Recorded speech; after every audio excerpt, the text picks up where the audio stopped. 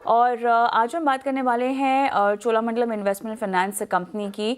और मुरुगप्पा ग्रुप की ये फाइनेंशियल कंपनी 1978 से वजूद में आई कंपनी फाइनेंशियल सर्विसेज की बड़ी रेंज मुहैया कराती है। इससे vehicle finance, home loan, loan against property, SME loan समेत दूसरे फाइनेंशियल सर्विसेज भी शामिल है।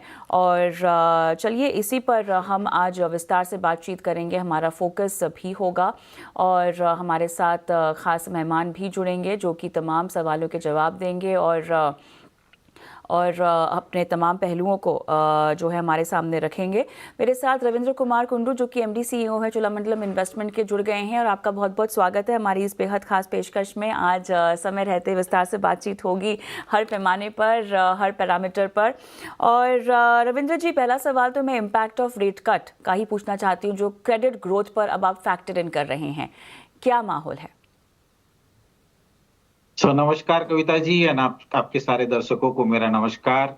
रेट कट एक अच्छा इनिशिएटिव है और ये डेफिनेटली फाइनेंस कंपनीज को हेल्प करेगा।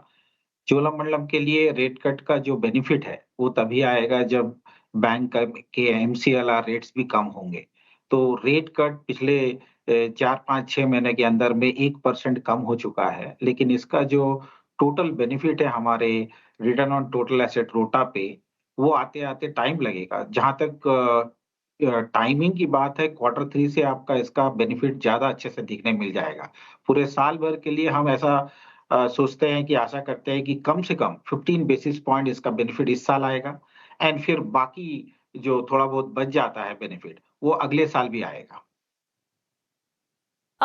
सर, यहाँ पर कॉस्ट ऑफ फंड्स पर थोड़ा सा सवाल पूछना चाहेंगे क्योंकि कितना आपको लगता है कॉस्ट ऑफ फंड्स नीचे जा सकते हैं रेट कट के बाद? और अगर इसका इम्पैक्ट हमें आने वाले तिमाहियों में देखें तो वो कितना पड़ता हुआ दिखाई देगा?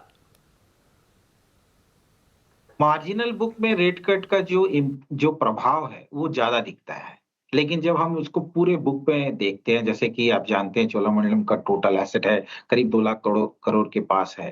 तो उसके ऊपर जब हम कैलकुलेट करते हैं, क्योंकि सारी की सारी जो बोरोइंग है एक साथ चेंज नहीं होती, हर महीने हम लोग करीब 8 से 10 हजार करोड़ का बोरोइंग करते हैं। तो जो मार्जिनल बोरोइंग है उसपे तो रेट कट का प्रभाव ज्यादा दिखता है। बट आप जब इसको कन्वर्ट करते हैं टोटल एसेट बुक पे, जैसे कि आप जानते हैं लास्ट ईयर हमने 7.1 में क्लोज किया है cost of fund to total average asset.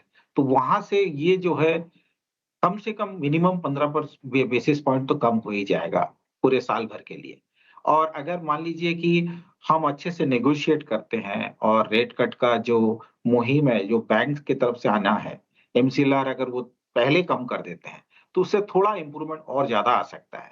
तो मैं ये मानता हूं कि हमारा जो टोटल बेनिफिट है कॉस्ट ऑफ फंड का, वो 2 भाग में होगा। एक तो इस साल में होगा जो 15 बेसिस पॉइंट के आसपास मैक्सिमम हम देख रहे हैं अभी इमीडिएटली, और बाकी फिर नेक्स्ट ईयर भी आएगा उसका प्रभाव। रविंद्र जी, लोन और बोरोइंग बुक की अगर हम बात करें तो इसमें से कितना हिस्सा फिक्स्ड है और कितना फ्लोटिंग है? कितना टाइम यहाँ पर पूरी तरह से लगेगा बेनिफिट्स को पास ऑन करने में? या एक तो हमारा जो बुक है बोरोइंग बुक है, जो हम बोरो करते हैं मार्केट से, वो 60% कम से कम फिक्स रहता है एंड 40% फ्लोटिंग रहता है। तो 40% बुक जो है वो धीरे धीरे इस साल के अंदर में चेंज होने की संभावना है। एंड जो फिक्स्ड बुक है, जैसे-जैसे टेनर खत्म होते जाएगा और उसकी मैच्योरिटी आएगी, जब हम नया बोरो करेंगे, 60% वाले भी चेंज होंगे। तो इसका जो इम्पैक्ट है ये लगातार 2 साल तक रहने वाला है। इस साल भी हमको इसका बेनिफिट मिलेगा, अगले साल भी बेनिफिट मिलेगा। एट द सेम टाइम जब हम देखते हैं कि हमारी जो लेंडिंग है, वो करीब 65% जो है वो फिक्स्ड है और 35% फ्लोटिंग है। तो हमको पास ऑन करने की ज़रूरत 35% में है। 65% में हम हमारा जो कॉस्ट ऑफ फंड है, हमारी जो इनकम है, वो एज़ इट इज़ रहेगी और उसमें हमको बेनिफिट ज़्यादा मिलेगा। तो इसके 2 पहलू हैं। एक तो आपका कॉस्ट ऑफ फंड का कम होना, दूसरा जब हम पास ऑन करते हैं, कितना पास ऑन करते हैं। अगर हम कम पास ऑन करने की ज़रूरत है, जैसे हमारा कंस्ट्रक्शन जो है फिक्स्ड का 65 है और 35% फ्लोटिंग है, जब हम हमारी बुक देखते हैं, तो उसमें हमारे को थोड़ा और एडवांटेज मिलेगा। सर, एक और चीज़ जो आपसे हमें समझनी होगी फ़िलहाल, व्हीकल फाइनेंस का जो एक सेगमेंट है, यहाँ पर कुछ ग्रोथ स्टॉल होती हुई दिखाई दे रही थी, बहुत मोमेंटम नहीं दिखाई दिया था, लेकिन अब रेट कट के बाद, अच्छे मॉनसून के बाद यहाँ अगर रिवाइवल की उम्मीद आप रख रहे हैं, तो वो कितना पिकअप हो सकता है बाकी सेगमेंट्स की तुलना में? अगर मैं इसकी ग्रोथ समझना चाहूँ, पिकअप समझना चाहूँ, तो कैसे टेक ऑफ होगा? तो ऑटो सेक्टर आप अगर आप देखेंगे अभी तक लास्ट 2 महीने में जो कि डेटा फाडा या सियाम की तरफ से हमको मिला है, उसमें ये लग रहा है कि कमर्शियल व्हीकल का ग्रोथ नेगेटिव ज़ोन पे है अभी भी।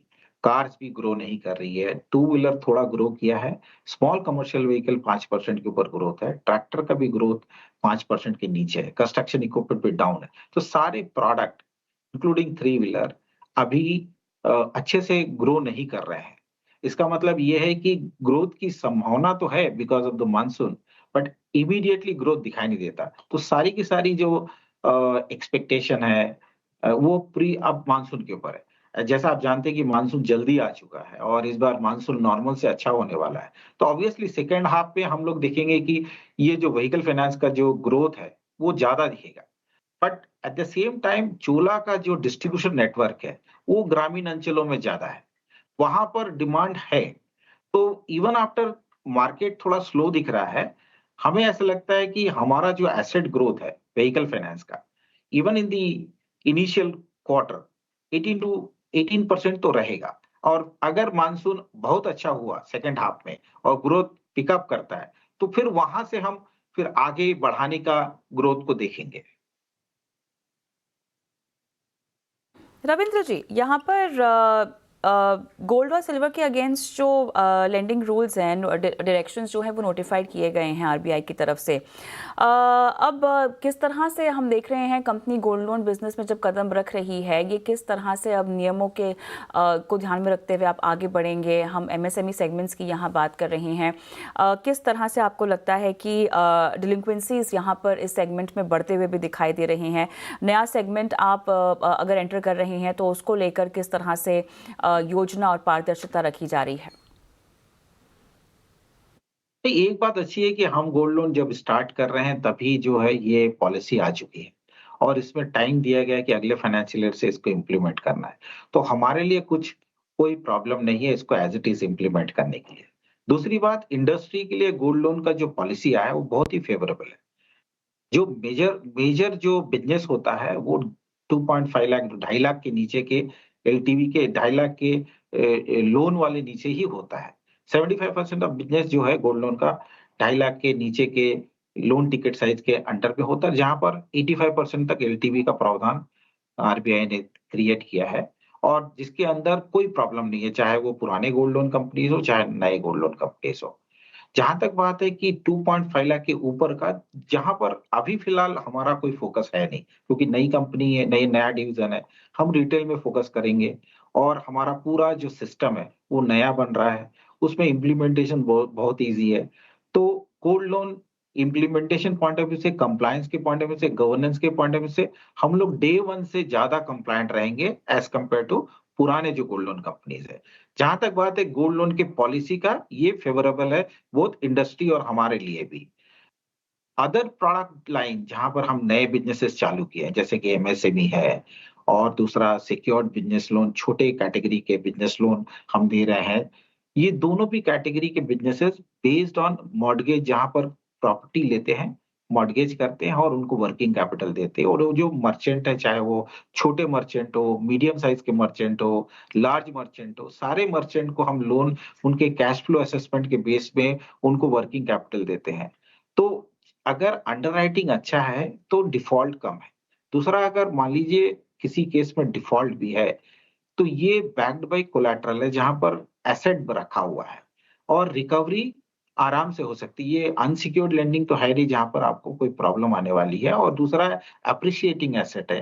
प्रॉपर्टी जो घर है या उनके ऑफिसेज़ हैं, जो भी मॉर्टगेज में है, उनके दाम बढ़ने ही वाले आने वाले दिनों में। तो उसमें भी कोई नुकसान की कोई संभावना नहीं है और इम्पोर्टेंस किस चीज़ में देखा जाता है कि आपका कैश फ्लो असेसमेंट वो सही होना चाहिए। आपका कस्टमर, आपका मर्चेंट लोन लेके उसको एसएमई में जो बिज़नेस कर रहा है, जो ट्रेड कर रहा है, उसमें डालना चाहिए, उसको बाहर कहीं अलग जगह में इन्वेस्ट नहीं करना चाहिए। और तीसरा इम्पोर्टेंट है कि जो कोलैटरल है, उसका असेसमेंट सही होना चाहिए। तो हम लोग ये तीनों चीज़ों को बहुत अच्छे से देख रहे हैं, कॉशियसली अच्छे से ग्रो कर रहे हैं। तो हमें ऐसा लगता है कि आने वाले दिनों में जो स्मॉल मीडियम एंटरप्राइजेज़ जो इकोसिस्टम हमने बनाया है, 4 कैटेगरी में हम फाइनेंस कर रहे हैं। एसबीपीएल है, एचएल है, उसके बाद लैप है, स्मॉल लैप है, इवन एंटरप्राइजेज़ जो छोटे वाले हैं, उनको फाइनेंस कर रहे हैं। ये सारे के सारे हमें अच्छे आरओए देंगे। राइट रविंद्र जी, समय दिया आपने, तमाम पहलुओं पर बातचीत हुई आपसे, बहुत बहुत धन्यवाद आपका। इसी के साथ गौरांग, आपका भी धन्यवाद करते हैं, आप जुड़े और बाजार की चाल पे आपने